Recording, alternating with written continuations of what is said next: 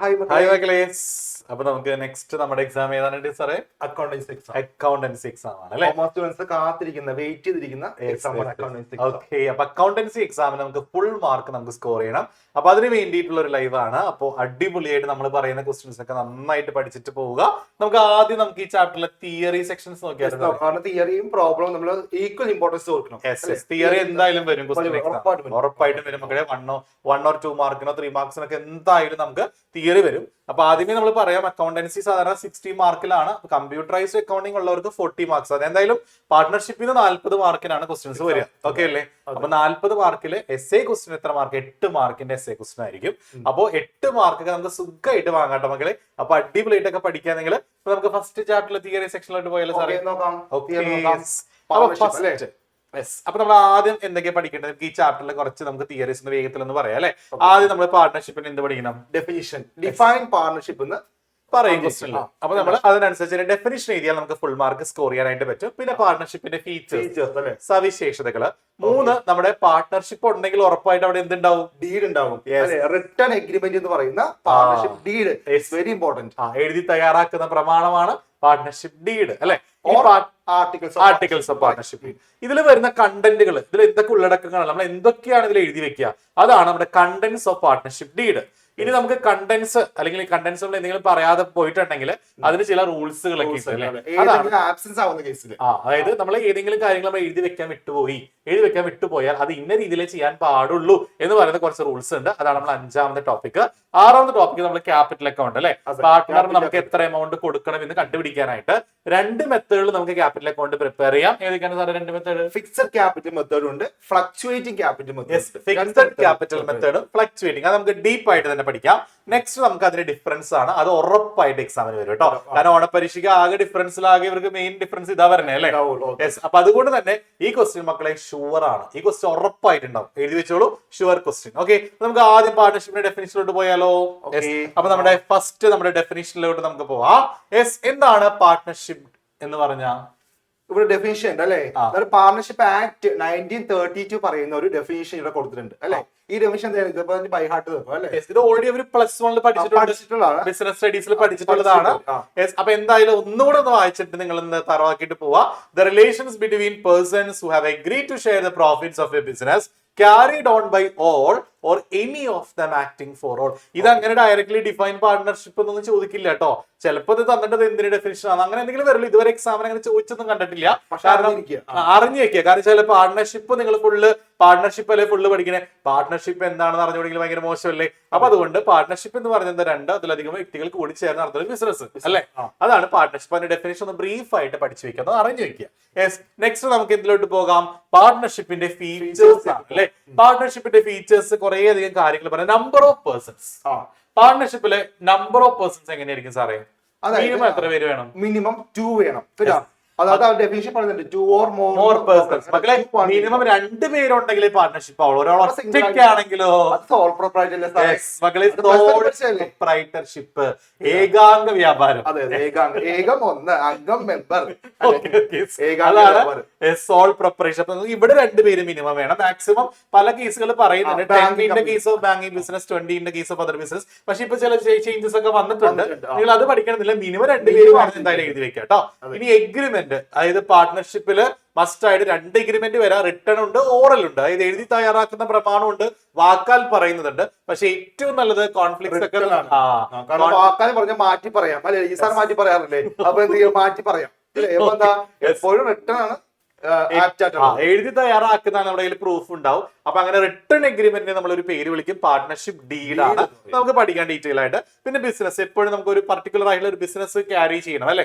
Correct ആയിട്ട് നമ്മൾ അതാണ് ബിസിനസ്സിൽ പറയുന്നത്. ബിസിനസ് ഫോം ചെയ്യുന്ന ഒരു ബിസിനസ് ക്യാരി ഓവർ ചെയ്യാൻ വേണ്ടി അതന്നെ, ഒരു ബിസിനസ് നടത്താനാണ് നമ്മൾ ഒരു പാർട്ട്ണർഷിപ്പ് ഫോം ചെയ്യുന്നത്. അത് ഷെയറിംഗ് ഓഫ് പ്രോഫിറ്റ്, നമ്മൾ പ്രോഫിറ്റ് അതായത് എഗ്രീഡ് റേഷ്യോയിൽ പ്രോഫിറ്റ് ഷെയർ ചെയ്യണമെന്ന് പറയാം. അതായത് ഒരു ബിസിനസ് തുടങ്ങുമ്പോൾ തന്നെ അവർ ഭാവിയിൽ ലാഭം പങ്കുവെക്കേണ്ടത് ഇന്ന റേഷ്യോയിലാണെന്ന് പറയും. അപ്പൊ ആ റേഷ്യോയിൽ എന്ത് ചെയ്യണം? ഭാവിയിൽ പ്രോഫിറ്റ് കിട്ടുമ്പോൾ അവർ ഷെയർ ചെയ്ത് കൊടുക്കണം. ഇൻ കേസ് പറഞ്ഞില്ലെങ്കിലോ അവർ എഴുതാൻ വിട്ടുപോയി തുല്യമായിട്ട് ഇപ്പൊ 3 പേരെ ചെയ്യാം, തുല്യമായിട്ട് തിരിച്ചു കൊടുക്കും. അപ്പൊ ഞങ്ങൾ 2 പേരും കൂടിയിട്ട് ഒരു ബിസിനസ് തുടങ്ങാൻ, ഒരു പാർട്ട്ണർഷിപ്പ് ബിസിനസ് തുടങ്ങാണ്.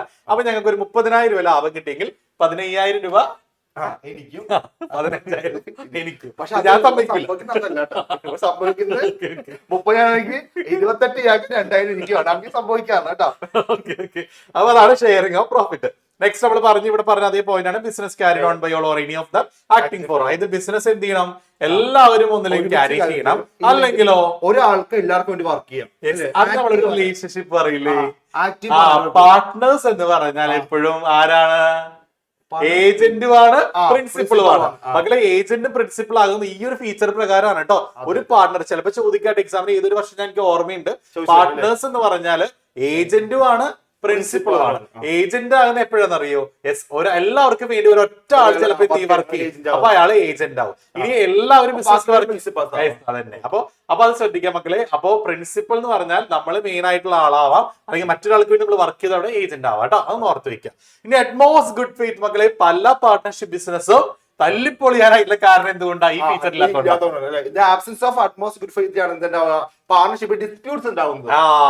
അപ്പൊ പാർട്ണർഷിപ്പിൽ ഡിസ്പ്യൂട്ട്സ് ഉണ്ടാവാതിരിക്കാൻ എന്ത് വേണം, അറ്റ്മോസ്റ്റ് ഗുഡ് ഫെയ്ത്ത്, ഉത്തമമായ വിശ്വാസം പരസ്പരം ഉണ്ടായിരിക്കും. മക്കളെ വിശ്വാസം അതല്ലേ എല്ലാം അല്ലേ. അടുത്ത ലൈബിലിറ്റി എങ്ങനെയാ സാറേ പാർട്ണർഷിപ്പില്? അൺലിമിറ്റഡ് ലൈബിലിറ്റി ആണ്. അൺലിമിറ്റഡ് ലൈബിലിറ്റി എന്ന് പറഞ്ഞാൽ എന്താണ്, എല്ലാവർക്കും അല്ലെ ഒരുപാട് ലയബിലിറ്റി ഉണ്ടായിരിക്കും അല്ലെ, എല്ലാവർക്കും ഒരേപോലെ ലയബിലിറ്റീസ് ആയിരിക്കും. അൺലിമിറ്റഡ് ആണ്. അവിടെ നോ സെപ്പറേറ്റ് ലീഗൽ എക്സിസ്റ്റൻസ്, അവിടെ സെപ്പറേറ്റ് ആയിട്ടുള്ള ഒരു ലീഗൽ എക്സിസ്റ്റൻസിന്റെ ആവശ്യമില്ല.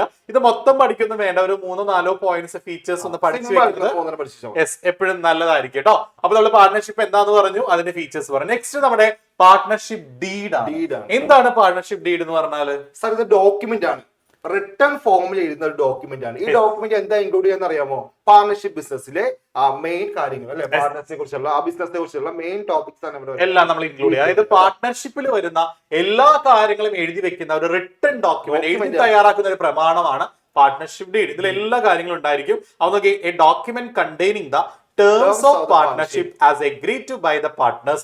പാർട്ട്നേഴ്സ് എഗ്രി ചെയ്തുകൊണ്ട് അവരുടെ എല്ലാ ടേംസ് ആൻഡ് കണ്ടീഷൻസും അടങ്ങുന്ന ഒരു ഡോക്യുമെന്റിനെയാണ് നമ്മുടെ പാർട്ണർഷിപ്പ് ഡീഡ് അഥവാ ആർട്ടിക്കിൾസ് ഓഫ് പാർട്ണർഷിപ്പ് എന്ന് പറയാം. അപ്പൊ സാധാരണ നമ്മുടെ ഈ പാർട്ണർഷിപ്പ് ഡീഡിൽ നമ്മൾ എന്തൊക്കെ കാര്യങ്ങളാണ് എഴുതി വെക്കാൻ നമുക്ക് നോക്കാം.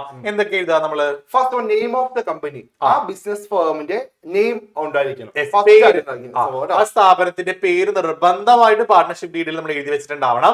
2, അതിൽ ഏതൊക്കെ പാർട്ട്നേഴ്സ് ഉണ്ടോ ആ എല്ലാ പാർട്ട്നേഴ്സിന്റെ പേരും അഡ്രസ് ഉണ്ടാവും. അഡ്രസ് ഉണ്ടായിരിക്കണം മക്കളെ. Name and address of all partners, എല്ലാ പാർട്ട്നേഴ്സിന്റെ പേര്. ഇപ്പൊ ഞങ്ങൾ രണ്ടുപേരാണ് ബിസിനസ് നടത്തണമെങ്കിൽ നമുക്ക് എന്ത് ചെയ്യണം? അരുൺ സാറിന്റെ പേരും എന്റെ പേര് എഴുതി വെക്കണം. ഓക്കെ അല്ലേ? പേര് മാത്രം പോരാ, ഫുൾ അഡ്രസ് വേണം. അഡ്രസ് വേണം. അപ്പൊ അഡ്രസ് ഇല്ലാത്തവർക്ക് പറ്റില്ല, പറയുന്നില്ല. അടുത്തത് nature and place of business. ബിസിനസിന്റെ സ്വഭാവവും അതുപോലെ എവിടെയാണ് ബിസിനസ് നിലകൊള്ളുന്നത് അല്ലെ. ഇപ്പൊ ഹൗസ് ഹോൾഡ് പ്രൊഡക്റ്റ് ആണെങ്കിൽ അതാണ് ഹൗസ് ഹോൾഡ് പ്രൊഡക്റ്റ് ആണ്. അപ്പൊ അങ്ങനെ ബിസിനസിന്റെ സ്വഭാവം എഴുതണം. അതുപോലെ തന്നെ പ്ലേസ് ഓഫ് ബിസിനസ്,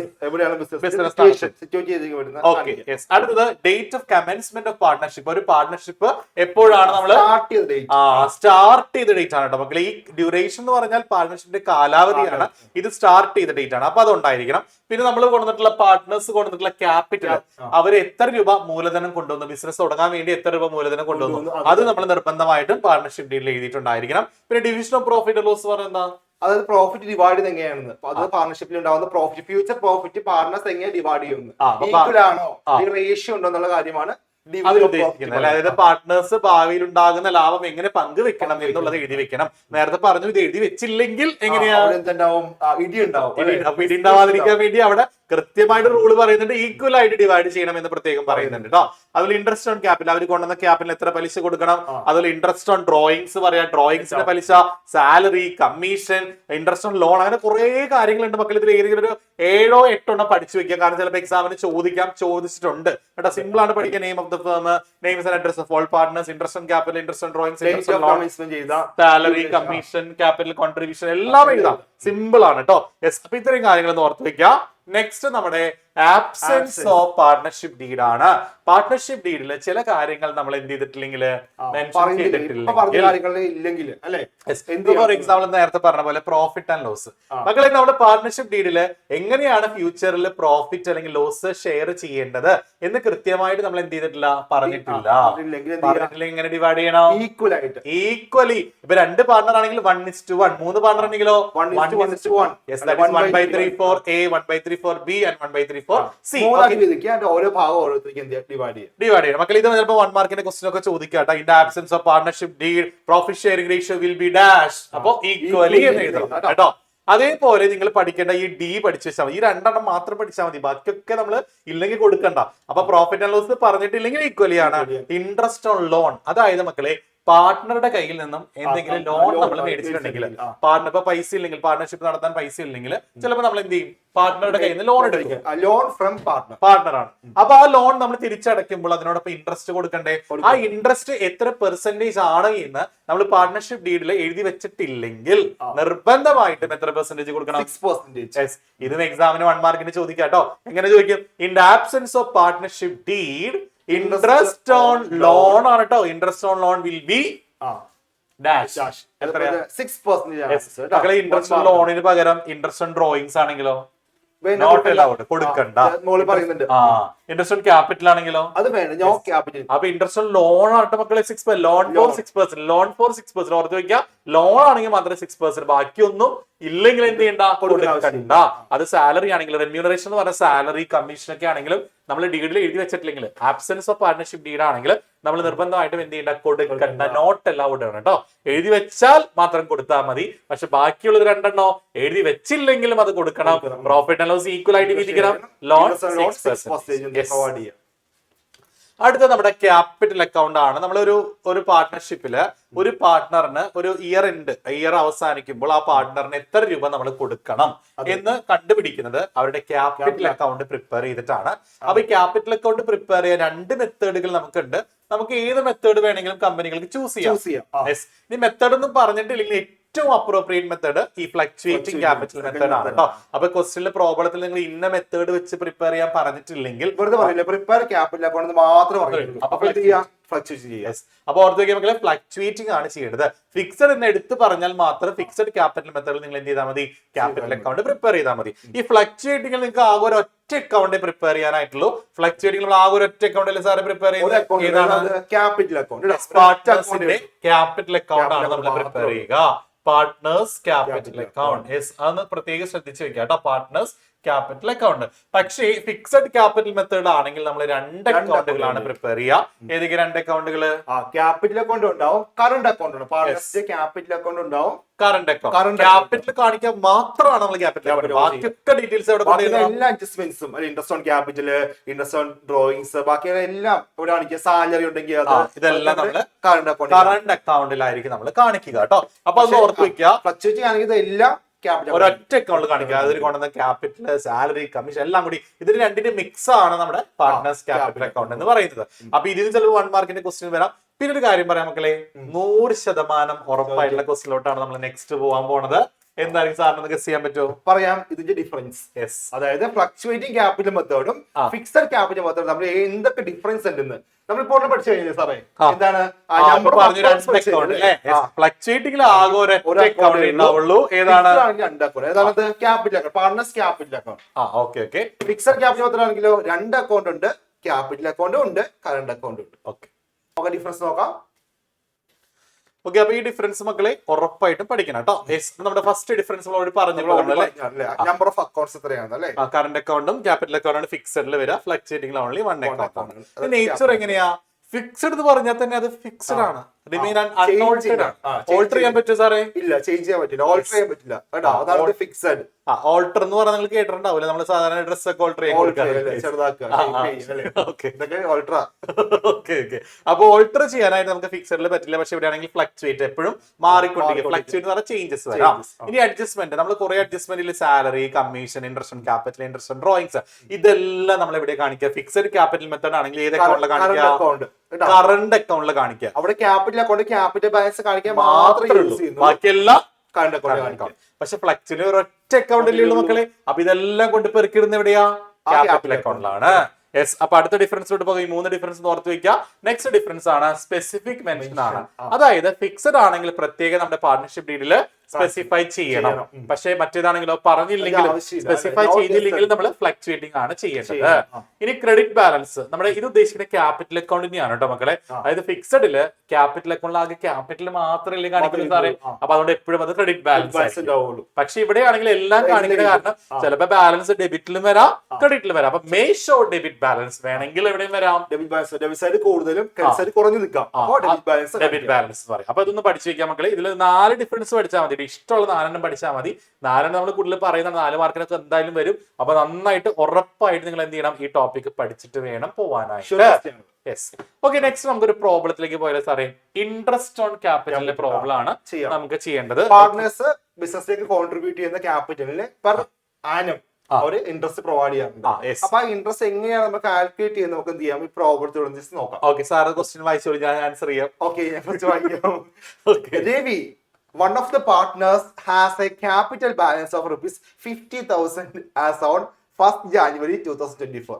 രവി എന്ന് പറയുന്ന ഒരു പാർട്ട്ണർ, കമ്പനിയുടെ ഒരു പാർട്ട്ണറാണ്.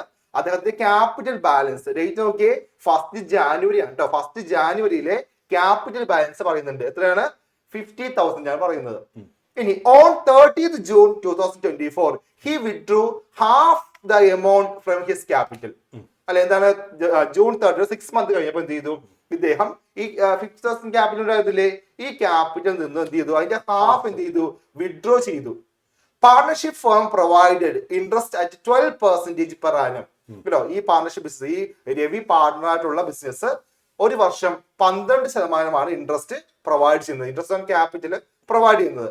അങ്ങനെയാണെങ്കിൽ calculate interest on capital of Ravi for the year ending 31st December 2024. അതായത് മക്കളെ നമ്മുടെ ഇയർ അവസാനിക്കുന്നത് വളരെ ഇമ്പോർട്ടന്റ് ആണ്. ഓക്കെ, ജനുവരി 1-ാം തീയതിയാണ് അദ്ദേഹം ക്യാപിറ്റൽ കൊണ്ടുവന്നത്. നമ്മുടെ ഇയർ അവസാനം 31st December അല്ലേ മക്കളെ. ഇത് 2 രീതിയിൽ ആൻസർ ചെയ്യാം. ഒരു രീതി ഞാൻ എന്തായാലും പറഞ്ഞു കൊടുക്കാം, ഒരു സാറ് പറയണം കേട്ടോ. ഓക്കെ, അപ്പൊ രവി സ്റ്റാർട്ടിങ്ങിൽ 50,000 രൂപയിലേക്ക് കൊണ്ടുവന്നത്. യെസ്, അതിന് ഇൻട്രസ്റ്റ് എത്ര പെർസെന്റേജാ? 12%. അപ്പൊ നമുക്ക് എന്ത് ചെയ്യാം? ഇൻട്രസ്റ്റ് ഓൺ ക്യാപിറ്റൽ ഒരു വർഷത്തേക്ക് കാണാം കേട്ടോ. അത് എന്റെ മെത്തേഡ് സാറേ. അപ്പോ 50,000 50,000 ഇൻറ്റു എത്ര പെർസെന്റേജ് ഇൻട്രസ്റ്റ്? 12% per annum. ഒരു വർഷത്തേക്കാണ് 12% അല്ലെ. അപ്പൊ 12/100 ചെയ്യുമ്പോൾ നമുക്ക് എന്താ കിട്ടാ? 50,000 രൂപയുടെ ഒരു വർഷത്തെ പലിശയല്ലേ കിട്ടാ സാറേ. അപ്പൊ എത്ര വരിക? 50,000 ഇൻറ്റു നമ്മൾ എന്ത് ചെയ്യണം? 12/100 ചെയ്യുക. അപ്പൊ 50,000 ഇൻറ്റു 12/100 ചെയ്താൽ നമുക്ക് എത്ര കിട്ടും മക്കളെ? 6,000 കിട്ടും. എത്ര കിട്ടും? 6,000. പക്ഷെ ഇയാൾക്ക് 6,000 രൂപ പലിശ കിട്ടില്ലല്ലോ. കാരണം എന്തുകൊണ്ടാ? ഇയാള് ജൂൺ 30-ാം തീയതി അതിൽ നിന്നും 25,000 രൂപ പകുതി അല്ലെ, ഹാഫ് ഓഫ് ദ എമൗണ്ട് അല്ലെ, ഹാഫ് ദ എമൗണ്ട് വിഡ്രോ ചെയ്തു. ഈ 50,000-ന്റെ പകുതി വിഡ്രോ ചെയ്തു. അപ്പൊ അയാൾക്ക് ജൂൺ മുതലുള്ള 25,000 രൂപയുടെ പലിശ കിട്ടൂല. കാരണം 25,000 അയാൾ പിൻവലിച്ച് കൊണ്ടുപോയില്ലേ. ജൂണിലാണ് പിൻവലിച്ചേക്കണേ അല്ലെ. അപ്പൊ ജൂൺ 30-ാം തീയതി പിൻവലിച്ചേക്കണേ. അപ്പൊ ജൂൺ കൂട്ടണ്ടല്ലോ. അപ്പൊ ജൂലൈ തൊട്ട് കൂട്ടിയാൽ മതി. ജൂൺ 30 എന്ന് പറഞ്ഞ ഒരു രാത്രി കഴിഞ്ഞ ജൂലൈ ആയില്ലേ. അപ്പൊ July, August, September, October, November, December. അപ്പൊ 25,000 രൂപയ്ക്ക് അയാൾക്ക് എന്ത് കിട്ടില്ല? ഇൻട്രസ്റ്റ് കിട്ടൂല. എത്ര മാസത്തെ? 6 മാസത്തെ. അപ്പൊ നമ്മൾ 12% ചെയ്താൽ ഒരു വർഷത്തേക്ക് കിട്ടാ. അതില് 6 മാസത്തെ നമ്മൾ കണ്ടുപിടിച്ചിട്ട് അത് മൈനസ് ചെയ്യണം. കാരണം ആ 25,000 രൂപയുടെ എന്ത് കിട്ടൂല? പലിശ കിട്ടൂല. അപ്പൊ 25,000 ഇൻറ്റു 12/100 ചെയ്യാ. മാത്രം ചെയ്താൽ പോരാ, ഇൻറ്റു 6/12 ചെയ്യുമ്പോൾ നമുക്ക് ഒരു 1,500 രൂപ വരും മക്കളെ. ആ 1,500 രൂപ ഇവർക്ക് കിട്ടൂല. അപ്പൊ ഈ 6,000 രൂപ ഒരു വർഷത്തെ പലിശയല്ലേ, അത് അവർക്ക് കിട്ടൂല. കാരണം എന്തുകൊണ്ടാ? അവർ ജൂണില് പകുതി വിഡ്രോ ചെയ്ത് കൊണ്ടുപോയി അല്ലേ. അപ്പൊ പകുതി വിഡ്രോ ചെയ്ത് കൊണ്ടുപോയാൽ ആ വിഡ്രോ ചെയ്ത എമൗണ്ടിന് 6 മാസത്തെ പലിശ കിട്ടില്ലല്ലോ. അപ്പൊ 1,500 രൂപ കിട്ടില്ല. അപ്പൊ ഈ 6,000 രൂപയിൽ 1,500 രൂപ കിട്ടില്ലെങ്കിൽ ബാക്കി എത്രയുണ്ട് സാറേ? 4,500. ഇതാണ് നമ്മുടെ ഇൻട്രസ്റ്റ് ഓൺ ക്യാപിറ്റൽ. വളരെ സിമ്പിൾ ആയിട്ട് നമുക്ക് ഈ ഒരു മെത്തേഡിൽ നമുക്ക് ചെയ്യാനായിട്ട് പറ്റും. ഇതല്ലാതെ വേറെ മെത്തേഡിൽ ചെയ്യാലോ? അത് ജസ്റ്റ് പറഞ്ഞു കൊടുത്താൽ മതി സാറേ. ചെയ്യണ്ട, ഫുൾ എമൗണ്ട് ആദ്യം കണ്ടുപിടിക്കുക. അതാണ് ചെയ്തത് ഞാൻ. അത് ചെയ്യാന്നറിയാമോ? ഇദ്ദേഹം വിഡ്രോ ചെയ്തില്ല. എത്ര വിഡ്രോ ചെയ്ത്? ഹാഫ് അല്ലേ. അപ്പൊ എന്ത് ചെയ്യാ? ആ 25,000 എന്ത് ചെയ്യുന്നത്? മൈനസ് ചെയ്യുക. അതിന്റെ ഇൻട്രസ്റ്റ് കണ്ടുപിടിക്കുക. അതായത് മക്കളെ ജൂൺ വരെ നമ്മൾ 50,000 രൂപയുടെ പലിശ കണ്ടുപിടിക്കണം. ജൂൺ തൊട്ടോ 25,000 രൂപയുടെ കൂട്ടിയാ പോരെ. അതാണ് ഉദ്ദേശിച്ചത്. അപ്പൊ 50,000 രൂപ എന്ന് പറയുന്ന എമൗണ്ട് ജൂൺ വരെ ഉണ്ടായിട്ടുള്ളൂ ബിസിനസ്. അപ്പൊ ജാനുവരി മുതൽ ജൂൺ വരെ എന്ത് ചെയ്യണം? 6 മന്ത് ഇൻട്രസ്റ്റ്. അതായത് ഇങ്ങനെ കാണണം അല്ലെ, 50,000 ഇൻറ്റു 12/100 ഇൻറ്റു 6/12. ഈ 6 എങ്ങനെ വന്നറിയാമോ? അതായത് ജാനുവരി മുതൽ ജൂൺ വരെ കേട്ടോ, ജൂൺ 30 വരെ, അതാണ് 6/12. അന്ന് വരെ നമ്മുടെ 50,000 ഉണ്ട്. പക്ഷെ ജൂൺ തൊട്ട് ജൂലൈ തൊട്ട് എന്തായി 25,000 ക്യാപിറ്റൽ അല്ലേ. യെസ്, അപ്പൊ ഇത് ചെയ്യുമ്പോൾ നമുക്ക് 3,000 കിട്ടും സാറേ. യെസ്, പ്ലസ് ജൂലൈ തൊട്ട് നമ്മുടെ 50,000 ഇല്ല ക്യാപിറ്റൽ, എത്രയുള്ളൂ? ഹാഫ് കുറഞ്ഞില്ലേ? ബാക്കി 25,000 ഉള്ളൂ. അപ്പൊ ഈ ഹാഫ് വിഡ്രോ ചെയ്ത എമൗണ്ട് അല്ല കേട്ടോ, ബാക്കിയുള്ളതാ. 25,000 പിൻവലിച്ചാൽ ബാക്കി എത്രയുള്ളൂ ഇനി ബിസിനസ്സിൽ? 25,000 ഉള്ളൂ. അപ്പൊ അതിന് 12% ഇൻറ്റു 6 മാസത്തേക്ക് അത് നമ്മൾ ഓൾറെഡി ചെയ്ത് വെച്ചിട്ടുള്ള 1,500 ആണ്.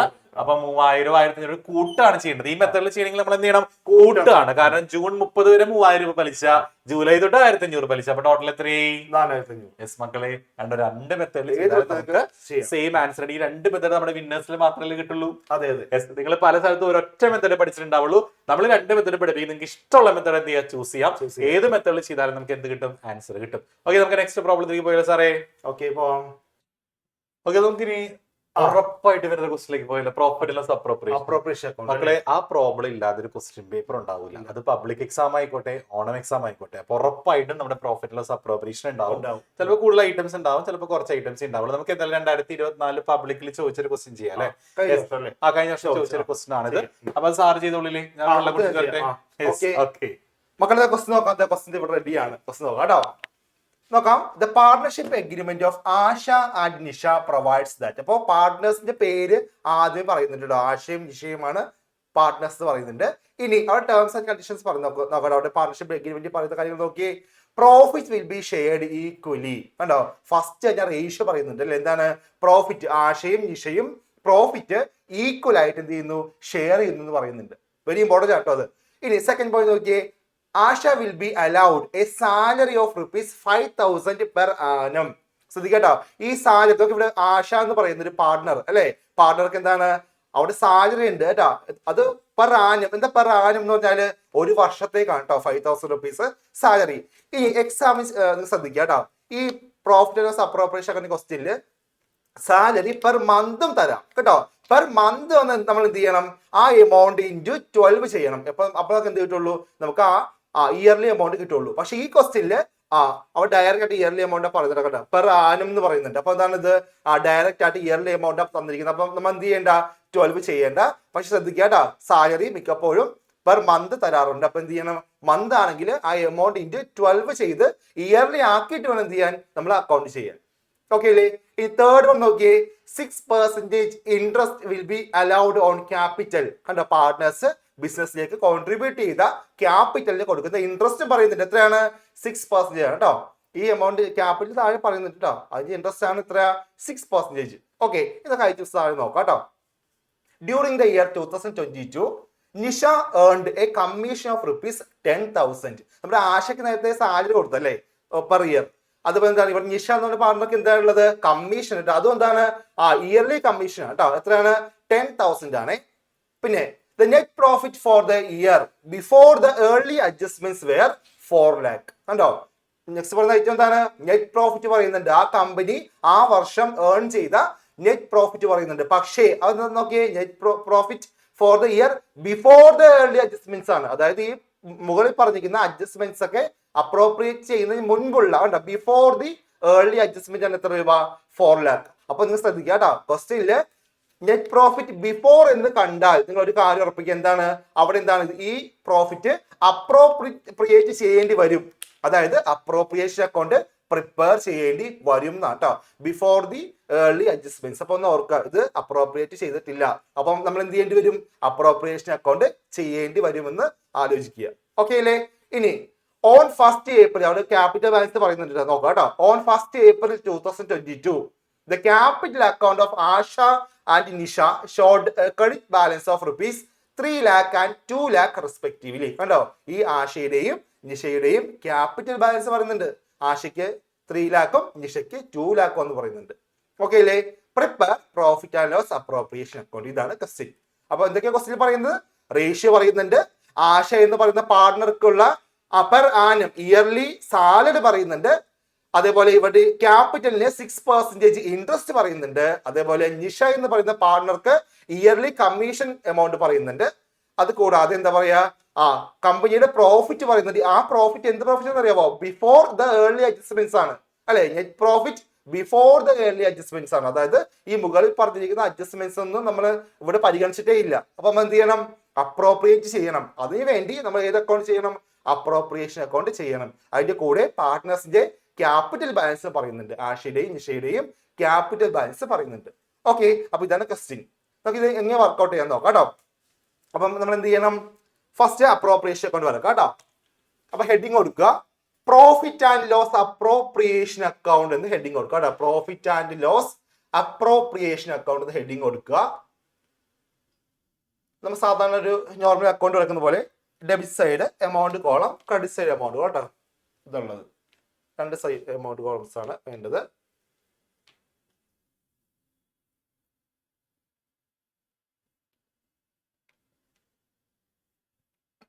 പെർട്ടിക്കുലേഴ്സ്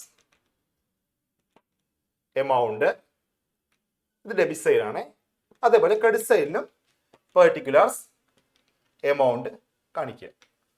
ഓക്കെ, നമ്മൾ ഫസ്റ്റ് പോസ്റ്റന്റ് ആയിട്ട് എന്ന് അറിയാം മക്കളെ, തന്നിരിക്കുന്ന നെറ്റ് പ്രോഫിറ്റ് ഇല്ലേ, ക്വസ്റ്റ്യൻ തന്നിരിക്കുന്ന നെറ്റ് പ്രോഫിറ്റ് ഇല്ലേ, ആ നെറ്റ് പ്രോഫിറ്റ് നമ്മൾ എന്ത് ചെയ്യണം? പ്രോഫിറ്റ് ആൻഡ് ലോസ് അപ്രോപ്രിയേഷൻ അക്കൗണ്ടിന്റെ ക്രെഡിറ്റ് സൈഡ് എന്ത് ചെയ്യുക? പോസ്റ്റ് ചെയ്യുക കേട്ടോ. Profit and loss net profit by net profit by net profit എന്നോട്ട് എന്ത് ചെയ്യുക? ആ തന്നിരിക്കുന്ന എമൗണ്ട് ഇത് കേട്ടോ. എത്ര എമൗണ്ട്? 4 lakh ആണ് നെറ്റ് പ്രോഫിറ്റ്. 4 lakh ആണ് കണ്ടോ. അപ്പൊ ഫസ്റ്റ് ആയിട്ട് എന്താണ്? ക്വസ്റ്റ്യനിൽ തന്നിരിക്കുന്ന ആ ബിഫോർ അഡ്ജസ്റ്റ്മെന്റ് പറഞ്ഞ നെറ്റ് പ്രോഫിറ്റ് ഇല്ല, ആ എമൗണ്ട് എന്ത് ചെയ്യുക? ഫസ്റ്റ് ക്രെഡിറ്റ് സൈഡ് എന്ത് ചെയ്യുക? അത് പോസ്റ്റ് ചെയ്യുക. ഓക്കെ അല്ലേ? ഇനി നമ്മൾ ചെയ്യേണ്ടതെന്ന് അറിയാവോ? ഇവിടെ ഓരോ പാർട്ണർക്ക് അപ്രോപ്രിയേറ്റ് ചെയ്യുന്ന എമൗണ്ട്സ് പറയുന്നില്ലേ? സാലറി, ആശ എന്ന് പറയുന്ന പാർട്ണറിന്റെ സാലറി ഉണ്ട്, നിഷയ്ക്ക് ഒരു കമ്മീഷനും ഇല്ലേ? അപ്പൊ നമുക്ക് എന്ത് ചെയ്യാം? ആ ഐറ്റംസ് എന്ത് ചെയ്യാം? ഈ എമൗണ്ടിന് അപ്രോപ്രിയേറ്റ് ചെയ്യുന്നില്ല. അപ്പൊ എന്ത് ചെയ്യാം? ഈ എമൗണ്ടിന്റെ ഓപ്പോസിറ്റ് കാണിക്കാം കേട്ടോ. ഈ നെറ്റ് പ്രോഫിറ്റ് എന്ത് ചെയ്യാൻ പോകുന്ന ഈ എമൗണ്ട്സ് ഒക്കെ അപ്രോപ്രിയേറ്റ് ചെയ്യാൻ പോകുന്നത്. അപ്പൊ എന്ത് ചെയ്യാം? ജസ്റ്റ് ഓപ്പോസിറ്റ് കാണിക്കുക. അപ്പൊ ഇവിടെ കാണിക്കുക കേട്ടോ. ആശ അല്ലെ, ആശ എന്ന് എഴുതിട്ട് എന്ത് ചെയ്യുക? ആശ സാലറി അല്ലെ, ആശയ്ക്ക് സാലറി ഉണ്ട്. എത്ര എമൗണ്ട് പറയണേ? 5,000 കണ്ടോ. 5,000 ആണ് കേട്ടോ. ശ്രദ്ധിക്കട്ടോ, ക്വസ്റ്റ്യനിലെ സാലറി പെർ മന്ത് ആണ് പറയുന്നത്. എന്ത് ചെയ്യണം? ഈ എമൗണ്ടിനെ 12 കൊണ്ട് മൾട്ടിപ്ലൈ ചെയ്യണം. പക്ഷെ ഈ ക്വസ്റ്റ്യനില് ഇത് പെർ ആനം ഡയറക്റ്റ് ആയിട്ട് ആനുവലി എമൗണ്ട് തന്നിരിക്കുന്നത്. അപ്പൊ നമുക്ക് എന്ത് ചെയ്യേണ്ട? ഇൻറ്റു 12 ചെയ്യേണ്ട ആവശ്യമില്ല. അപ്പൊ നമുക്ക് എന്ത് ചെയ്യാം? ഡയറക്റ്റ് എഴുതി പോവാട്ടോ. ഇനി ആശയ്ക്ക് സാലറി ഉള്ള പോലെ നിഷയ്ക്ക് എന്തായാലും, നിഷ നമ്മൾ പറഞ്ഞില്ലേ, നിഷയ്ക്ക് എന്താ ഉള്ളത്? കമ്മീഷൻ ഉണ്ട്. അപ്പൊ ഇതാട്ടോ നിഷാസ് കമ്മീഷൻ. നിഷ എന്ന് എഴുതിയിട്ട് ബ്രാക്കറ്റ് കമ്മീഷൻ ഇതിന് കുഴപ്പമില്ല കേട്ടോ, അങ്ങനെ എഴുതാം. നിഷാസ് കമ്മീഷൻ എഴുതാം കേട്ടോ. എത്ര നിഷയ്ക്ക് കിട്ടുന്ന കമ്മീഷൻ? 10,000 ആണ് കേട്ടോ. 10,000 ആണ് നിഷയുടെ കമ്മീഷൻ. ഓക്കെ അല്ലേ? അപ്പൊ നോക്കിയേ, നമ്മള് ആശയുടെ സാലറി പോസ്റ്റ് ചെയ്തു, അതുപോലെ നിഷയുടെ കമ്മീഷൻ എന്ത് ചെയ്തു? നമ്മൾ പോസ്റ്റ് ചെയ്തു. ഇനി എഴുതേണ്ട ഐറ്റം എന്ന് അറിയാമോ? Interest on capital. മക്കളെ അത് എന്ത് ചെയ്യണം? അതും അപ്രോപ്രിയേറ്റ് ചെയ്യണം. ഓക്കെ, അപ്പൊ എന്ത് ചെയ്യാം? ഇവിടെ തന്നെ എഴുതാം അല്ലെ, interest on capital. Interest on capital എന്ന് എഴുതിയിട്ട് ആശയുടെ എമൗണ്ട് എഴുതാം അല്ലെ. ആശ അല്ലെ, ആശയുടെ നോക്കി ഇൻട്രസ്റ്റ് ഓൺ ക്യാപിറ്റൽ കണ്ടുപിടിക്കാൻ എന്ത് ആവശ്യമാണ്? ക്യാപിറ്റൽ ആവശ്യമല്ലേ? ക്യാപിറ്റൽ ക്വസ്റ്റ്യൻ പറയുന്നുണ്ട്, നോക്കിയേ പറയുന്നുണ്ടല്ലോ, താഴെ പറയുന്നുണ്ടോ? ആശയുടെ ക്യാപിറ്റൽ എത്രയാണ്? 3 lakh ആണ്. അപ്പൊ എന്ത് ചെയ്യാ? 3 lakhന്റെ എത്ര ഇൻട്രസ്റ്റ് ഓൺ ക്യാപിറ്റൽ? മുകളിൽ അഡ്ജസ്റ്റ്മെന്റ് ഉണ്ടോ? മൂന്നാമത്തെ അഡ്ജസ്റ്റ്മെന്റ് ഉണ്ടോ? 6% ആണ്. അപ്പൊ എന്ത് ചെയ്യാ? 3 lakhന്റെ 6%. എത്ര സാലറി? 6% 18,000 അല്ലേ? 3 lakh ആണ് ആശയുടെ ക്യാപിറ്റല്. 6% ഇൻട്രസ്റ്റ്. അപ്പൊ 18,000. അപ്പൊ ആശയുടെ ഇൻട്രസ്റ്റ് എത്രയാണ്? 18,000. ഇനി നിഷയ്ക്കും കൊടുക്കേണ്ട ഇൻട്രസ്റ്റ് ഓൺ ക്യാപിറ്റല്. അപ്പൊ നിഷയുടെ എമൗണ്ട് കണ്ടുപിടിക്കാം. നിഷയ്ക്ക് എത്ര അറിയോ? ക്യാപിറ്റൽ എത്ര? നിഷയുടെ ക്യാപിറ്റല് 2 lakh ആണ്. അപ്പൊ 2 lakhന്റെ 6% 12,000 അല്ലേ? ഓക്കെ, 12,000. അപ്പൊ ടോട്ടൽ വരുന്ന എത്ര എമൗണ്ട് എന്ന് അറിയാവോ? 30,000 ആണ്. ഇൻട്രസ്റ്റ് ഓൺ ക്യാപിറ്റൽ ആയിട്ട് വരുന്ന എത്രയാണ്? 30,000 ആണ്. ഓക്കെ അല്ലേ? അപ്പൊ നോക്കി നമ്മൾ എല്ലാം പോസ്റ്റ് ചെയ്തില്ലേ? ഇപ്പോ ഫസ്റ്റ് നെറ്റ് പ്രോഫിറ്റ് പോസ്റ്റ് ചെയ്തു, ദെൻ ഈ എമൗണ്ടിന് അപ്രോപ്രിയേറ്റ് ചെയ്യുന്ന സാലറി ഡെബിറ്റ് സൈഡ് പോസ്റ്റ് ചെയ്തു, കമ്മീഷൻ ആശയുടെ സാലറി, നിഷയുടെ കമ്മീഷൻ, അതേപോലെ രണ്ടുപേരുടെയും ഇൻട്രസ്റ്റ് ഓൺ ക്യാപിറ്റൽ അറ്റ് 6%. ആശയുടെ എമൗണ്ട് 3 lakh ആയിരുന്നു, ക്യാപിറ്റൽ 3 lakh ആയിരുന്നു. അപ്പൊ 3 lakhന്റെ 6% 18,000. നിഷയുടെ 2 lakh ആയിരുന്നു, 2 lakhന്റെ 6% 12,000 നമ്മൾ എന്ത് ചെയ്തു? പോസ്റ്റ് ചെയ്തു. ഇപ്പൊ എല്ലാ ഐറ്റംസ് ആയല്ലോ. ഇനി എന്ത് ചെയ്യാം? നമുക്ക് ബാലൻസ് ചെയ്യാം. ഇനി ഒരു കാര്യം പ്രത്യേകം പറയാനുള്ളത്, ക്വസ്റ്റ്യനില് ഡ്രോയിങ്സ് തരാറുണ്ട് കേട്ടോ. ഡ്രോയിങ്സ് മിക്കപ്പോഴും ക്വസ്റ്റ്യൻ കാണാറുണ്ട്. പക്ഷേ ഡ്രോയിങ്സ് എന്ത് ചെയ്യേണ്ട, നമ്മള് profit and loss appropriation account എടുക്കില്ല കേട്ടോ. Profit and loss appropriation account എടുക്കാത്ത ഐറ്റം ആണ് ഇത് ഡ്രോയിങ്സ്. അപ്പോ ശ്രദ്ധിക്കുക, ക്വസ്റ്റ്യൻ എന്തുണ്ടാവും, ഈ തന്നിരിക്കുന്ന ഐറ്റത്തിന്റെ കൂടെ പാർട്ട്നേഴ്സിന്റെ ഡ്രോയിങ്സ്, പാർട്ട്നേഴ്സ് ഇത്ര രൂപ വിഡ്രോ ചെയ്തു എന്ന് പറഞ്ഞൊരു എമൗണ്ട് കാണിക്കാറുണ്ട്. ആ ഐറ്റം എന്ത് ചെയ്ത് ഇവിടെ എടുക്കാറില്ല കേട്ടോ. പക്ഷേ ഇൻട്രസ്റ്റ് ഓൺ ഡ്രോയിങ്സ് ഉണ്ടാവും കൂടെ അല്ലെ, വിഡ്രോ ചെയ്തതിന്റെ കൂടെ ഇൻട്രസ്റ്റ് ഓൺ ഡ്രോയിങ്സ് കാണിക്കാറുണ്ട്. അപ്പൊ എന്ത് ചെയ്യാം, ഇൻട്രസ്റ്റ് ഓൺ ഡ്രോയിങ്സ് നമുക്ക് എന്ത് ചെയ്യാം, ഇവിടെ എടുക്കാം. അത് എവിടെ കാണിക്കുന്ന അറിയാവോ, ക്രെഡിറ്റ് സൈഡിലാണ് കാണിക്കേണ്ടത്. ഇൻട്രസ്റ്റ് ഓൺ ഡ്രോയിങ്സ് ക്രെഡിറ്റ് സൈഡിലാണ് കാണിക്കേണ്ടത്. ഇൻട്രസ്റ്റ് ഓൺ ക്യാപിറ്റൽ ഡെബിറ്റ് സൈഡിൽ കാണിച്ചില്ലേ, അപ്പൊ ഇൻട്രസ്റ്റ് ഓൺ ഡ്രോയിങ്സ് എന്ത് ചെയ്യുക, ക്രെഡിറ്റ് സൈഡിൽ കാണിക്കുക. പക്ഷേ ഡ്രോയിങ്സ് എന്ത് ചെയ്യുക, അത് ഇഗ്നോർ ചെയ്യുക. ഡ്രോയിങ്സ് ഉണ്ടെങ്കിൽ എന്ത് ചെയ്യരുത്, അത് എടുക്കുക. അത് ഫസ്റ്റ് വെട്ടിക്കളയട്ടോ, അത് എടുക്കുകയും ചെയ്യരുത്. ഓക്കെ അല്ലേ. അപ്പൊ ഇത്ര ഐറ്റംസ് പോസിറ്റീവ് നമുക്ക് എന്ത് ചെയ്യാം, എല്ലാം പോസിറ്റീവ് ഇല്ലേ, എന്ത് ചെയ്യാം, ബാലൻസ് ചെയ്യാം കേട്ടോ. ബാലൻസ് ചെയ്യുമ്പോൾ എങ്ങനെ ബാലൻസ് ചെയ്യാം, ഫസ്റ്റ് ക്രെഡിറ്റ് സൈഡ് ഒന്ന് കൂട്ടി നോക്കുക, പിന്നെ ഡെബിറ്റ് സൈഡ് കൂട്ടി നോക്കുക. ഏതാണ് ഹയസ്റ്റ് എമൗണ്ട് എന്ത് ചെയ്യുക, രണ്ട് സൈഡിലും പോസിറ്റീവ് അല്ലേ. അപ്പൊ നോക്കാം എത്ര വരും നോക്കാം. 4 lakh അല്ലേ ഹയസ്റ്റ്. അപ്പൊ എന്ത് ചെയ്യാം, 4 lakh എഴുതുക അല്ലെ. 4 lakh എഴുതുക. 4 lakh എഴുതുക. സാർ എത്ര സാർ ബാലൻസ് 30,000 10,000 അല്ലേ. അപ്പൊ 45,000 അല്ലേ ബാലൻസ് വരിക. ടോട്ടൽ എമൗണ്ട് 45 അല്ലേ ഇവിടെ. അപ്പൊ 4 lakh എന്ത് ചെയ്യുക, 45,000 മൈനസ് ചെയ്യുക അല്ലെ. അപ്പൊ എന്ത് വരും, 3,55,000 ആണ് എന്ത് ഇവിടെ വരുന്ന ബാലൻസ് അല്ലെ, പ്രോഫിറ്റ് അല്ലെ. ഇത് എന്ത് ചെയ്യുക, പാർട്ട്നേഴ്സ് ഡിവൈഡ് ചെയ്യുക. ഓക്കെ, ഡിവൈഡ് ചെയ്യുമ്പോൾ എങ്ങനെ വരും, ആശാസ് ക്യാപിറ്റൽ അല്ലെ. ആശാസ് ക്യാപിറ്റൽ, അതേപോലെ ആഷിക്ക് എന്ത് ചെയ്യുക, നിഷക്ക് ഡിവൈഡ് ചെയ്യുക. നിഷാസ് ക്യാപിറ്റൽ സാറേ എമൗണ്ട് വരും. ഇവിടെ നോക്കിയ മക്കളെ, ഇത് ഡിവൈഡ് ചെയ്യാൻ അല്ലേ, ഈ ബാലൻസ് ഡിവൈഡ് ചെയ്യാൻ ഇവർക്ക് റേഷ്യോ ഉണ്ടോ, റേഷ്യോ ഇല്ല. ഫസ്റ്റ് പറഞ്ഞോ, profit will be shared equally എന്ന് പറയുന്നുണ്ട്. അപ്പൊ എന്ത് ചെയ്യുക, ഈ എമൗണ്ട് ഈക്വൽ ആയിട്ട് എന്ത് ചെയ്യുക, രണ്ട് പാർട്ട്നേഴ്സ് ഡിവൈഡ് ചെയ്യുക. അപ്പോൾ 1,77,500 ഫോർ ഈച്ച് അല്ലെ, രണ്ടുപേർക്കും സെയിം എമൗണ്ട് ആട്ടോ. കാരണം ഇവിടെ റേഷ്യോ ഒന്നും പറയുന്നില്ല, പകരം എന്ത് പറയുന്നുണ്ട്, ഫസ്റ്റ് അഡ്ജസ്റ്റ്മെന്റ് ആയിട്ട് പറയുന്നുണ്ട്. എന്താണ്, profit will be shared equally എന്ന് പറയുന്നുണ്ട്. അപ്പൊ എന്ത് ചെയ്യുക, രണ്ട് പാർട്ട്നേഴ്സിന് പ്രോഫിറ്റ് എന്ത് ചെയ്യുക, ഈക്വൽ ആയിട്ട് ഈ കിട്ടുന്ന പ്രോഫിറ്റിൽ ഈ പറയുന്ന എല്ലാ ഐറ്റംസും അപ്രോപ്രിയേറ്റ് ചെയ്തതിനു ശേഷം കിട്ടുന്ന പ്രോഫിറ്റില്ലേ, ഇതാണ് ആക്ച്വലി അവരുടെ പ്രോഫിറ്റ്. ഈ പ്രോഫിറ്റ് പാർട്ട്നേഴ്സ് എന്ത് ചെയ്യുന്നത്, അവരുടെ ക്യാപിറ്റൽ അക്കൗണ്ടിലേക്ക് ട്രാൻസ്ഫർ ചെയ്യുന്നത് കേട്ടോ. ഇത് അവർക്ക് ഈ ശരിക്കും കിട്ടുന്ന പ്രോഫിറ്റ്. കമ്പനി ഏൺ ചെയ്ത പ്രോഫിറ്റ് 4 lakh ആണെങ്കിലും അതിൽ നിന്നും ഈ എമൗണ്ട്സ് ഒക്കെ അപ്രോപ്രിയേറ്റ് ചെയ്ത ശേഷം ഈ രണ്ട് പാർട്ട്നേഴ്സിന് കിട്ടുന്ന എമൗണ്ട് എത്രയാണ്, 3,55,000 കിട്ടുന്നത്. അവർക്ക് അത് ഡിവൈഡ് ചെയ്യുമ്പോൾ 1,77,500 ഈച്ച് ഓരോരുത്തർക്കും ആ എമൗണ്ട് കിട്ടും. അപ്പൊ അടിപൊളി അല്ലെ, പ്രോഫിറ്റ് ലോസ് അപ്രോപ്രിയേഷൻ കഴിഞ്ഞ് സിമ്പിൾ ആണ്. അപ്പൊ സാറ് പറഞ്ഞ പോലെ ഇൻട്രസ്റ്റ് ഓൺ ഡ്രോയിങ്സ് മാത്രമേ അപ്രോപ്രിയേഷനിൽ വരുള്ളൂ. ചിലപ്പോ 1 മാർക്കിന്റെ ക്വസ്റ്റ്യൻ ചോദിക്കാം അല്ലെ, അപ്രോപ്രിയേഷൻ അക്കൗണ്ടിൽ കാണിക്കാത്ത ഐറ്റം ഏതാണ്, ഡ്രോയിങ്സ് ആണ്. ഇൻട്രസ്റ്റ് ഡ്രോയിങ്സ് കാണിക്കും കേട്ടോ. ഇൻട്രസ്റ്റ് ഡ്രോയിങ്സ് കാണിക്കും. കാരണം എന്താ, ഇതൊരു നോമിനൽ അക്കൗണ്ട് ആണ് മക്കളെ. Appropriation account is nominal account. Nominal account പ്രത്യേകത ഡെബിറ്റിൽ എക്സ്പെൻസും ക്രെഡിറ്റിൽ ഇൻകം ആണ്. അപ്പൊ ഡ്രോയിങ്സ് ഒരിക്കലും ഇൻകം അല്ല, അവര് കൊണ്ടുപോയ പൈസ തിരിച്ചു കൊണ്ടുവരുന്നു. അതുകൊണ്ട് ഇൻകം അല്ലല്ലോ. അയാൾ കടമേടിച്ച പൈസ തിരിച്ചെന്ന ഇതാവോ, ഇൻകാവോ.